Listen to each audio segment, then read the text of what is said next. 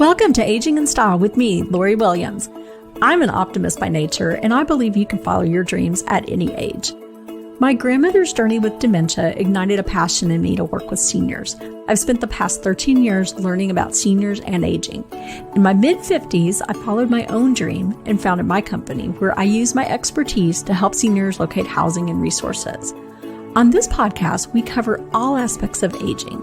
Join us each week to meet senior living experts and inspirational seniors who are following their dreams.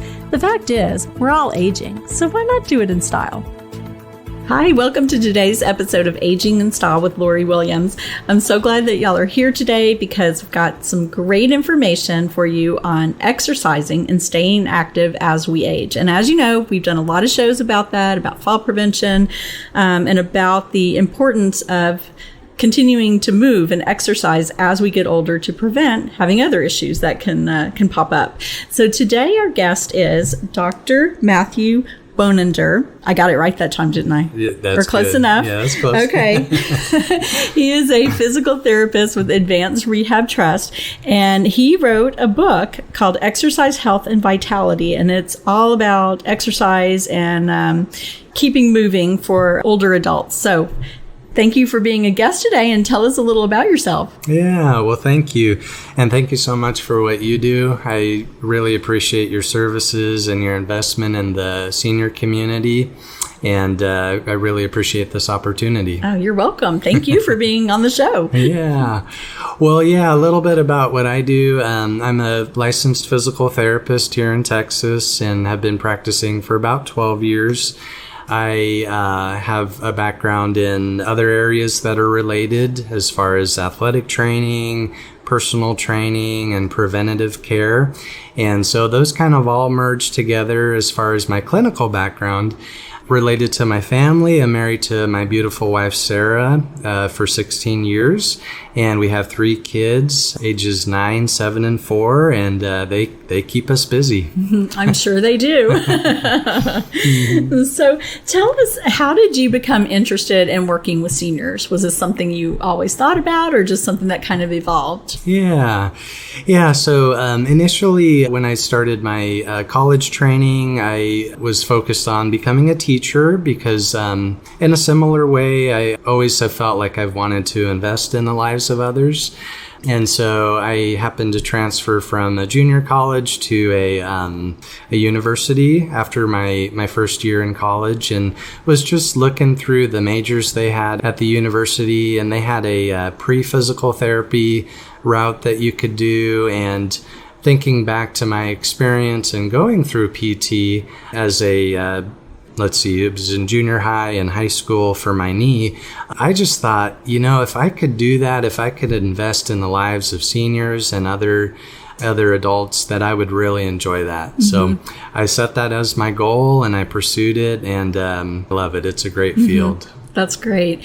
And so what you do, you travel around to a lot of the senior communities, right? Mm-hmm. Through the home health and help seniors who maybe have had surgery or maybe just have weakness. Is that kind of pretty much? Yeah. So with home health, we get a lot of referrals for individuals that are considered homebound. Mm-hmm. So that just means that it would be difficult for them to go to, say, an outpatient clinic.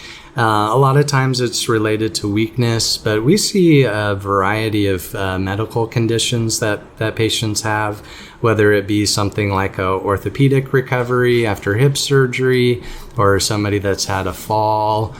We see a lot of people with neurological conditions like strokes and Parkinson's. Mm-hmm. And so every day looks a little bit different. It's really neat to serve people that way. Yeah, that's wonderful.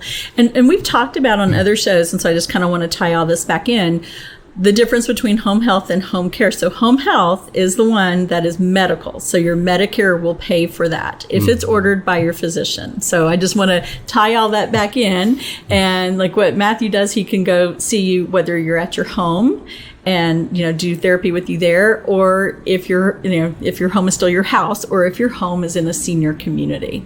So I always like to tie all that back in and make it clear, because I know it can be confusing for most people how that works. So let's talk about your book. What inspired you to write a book, and tell us what the book is about? Yeah, so the book is titled Exercise, Health, and Vitality. I wrote it with adults and seniors in mind. It was neat to put it together because it's a merging of my training and experience as well as my love for writing. And so the main emphasis throughout is different chapters focus on different joints of the body. For instance, chapter 2 is on the neck, chapter 3 is on the shoulder, etc. And then within each chapter, it breaks down the anatomy and the function of that joint, common disorders, and then how to take care of that, whether it be by means of exercise or other conservative measures. There's also a chapter on balance, because a lot of people as they age have falls, and how to help prevent that, as well as a cardiopulmonary chapter focusing on the heart and lungs and how to take care of that. And then a short chapter on the benefits of sleep, because that is so essential as well. So it has some pictures of individuals exercising. There's a glossary at the back that kind of helps explain terms that may be confusing or unfamiliar to the reader. And throughout, I also tried to integrate science-based research that just supports the information that's in there. So I really tried to make a good product for the reader, and the main goal is just that it helps people. Yeah. And with your pictures, I mean, they're like detailed, like showing people how to do the exercises, right? So it's kind of like, this is the position you get in to do the exercise. Yeah. I tried to do that. There's, I think, 3 different sections that show the pictures of exercises, and one is kind of grouped under the neck and upper body. Another one's the leg and lower body. Actually, there's 4 sections. There's one for core and back conditions, and then towards the back there's a balance section. And so it kind of walks you through not only the pictures, but a simple description of how to do that.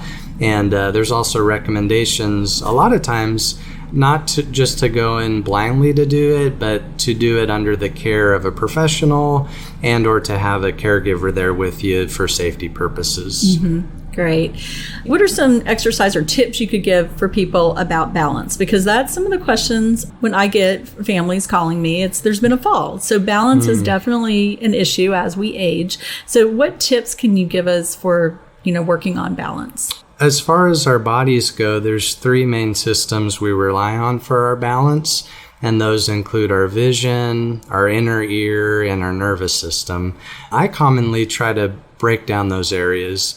If there's an issue with vision, obviously working with an optometrist or an ophthalmologist, somebody that specializes in that, is a good place to start. For somebody with, say, nervous system deficits, that might be something like neuropathy or pain from coming up from the back that radiates down the legs or to different parts of the body, trying to get to the source of those issues. And then our inner ear, just like with vision and an eye doctor, starting with a good ear, nose, and throat doctor is ideal. But if there's a deficit in one of those areas, I try to, with the patient, come up with a plan to target those areas. But saying all that, I think it's important first to consider safety. If somebody is unsteady, I know there's a stigma with using an assistive device like a cane or a walker, but really if somebody's at fall risk, they should use that, even if it's a temporary situation, just to enhance safety. Simple things like lighting in the room, appropriate footwear can make a huge difference. So, And we've talked about a lot of those with Jackie Archer. She did a fall prevention podcast with us last year, and Jackie actually works for the same company that Matthew does, and she mentioned a lot of the same things. And it's so important. And I would say I actually hear a lot of pushback that they don't want to use a walker or a cane. And I'm like, the alternative is so much worse. If you're not using a walker, I mean, if you fall and break your hip, that's going to be a game changer for you. Yeah. So, we do try to get that information out there. And I may have said on one of the podcasts or maybe in one of the speaking engagements I did. It's like, if the time comes that I need a walker, I'm going to have the coolest walker out there, because there are some very cool walkers. Mine's going to be sparkly pink maybe and have the cool basket. It's going to be, like a cup holder. So, I mean, I think people just need to embrace it and not see it as a negative, because it really isn't. It's a positive. So that's my little speech on walkers. Yeah. Canes too. I saw a man the other day with a super cool cane. It looked like a rod kind of thing, and it was kind of like crooked. I don't know, kind of, you know what I'm saying? So it looked like an old timey. It was cool looking. And he was rocking it. So there is that stigma, that negative thought pattern related to devices. But just like you're saying, Lori, it's important to consider what's the alternative. If somebody's at fall risk, that can produce a lot of headache, so to speak, setbacks physically. And so, again, even if it's a temporary thing, as you're working through exercising and addressing balance issues, I think it's optimal to do that. Yeah, I completely agree.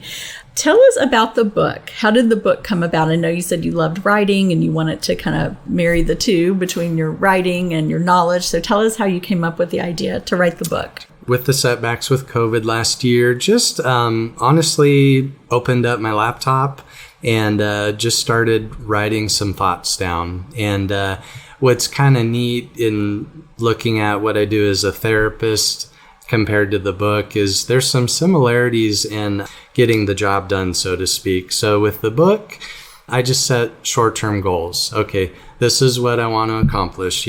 Chapter 2, for example, is on the neck. So what do I want to convey to the reader as part of that? Just continue to build on the chapters, gathering information that I wanted to integrate in the book. And as I'd cross off some of those short-term goals, just like we do with patients, they've met this goal. Now let's look at the long-term goal, so to speak. And eventually it became into, okay, well, now I have a manuscript. What professional can help me take it from a Word document to something that somebody can hold and read? So working with the right people has really been integral. But it's come back just to being one of my dreams, honestly, is to be able to write something that helps people.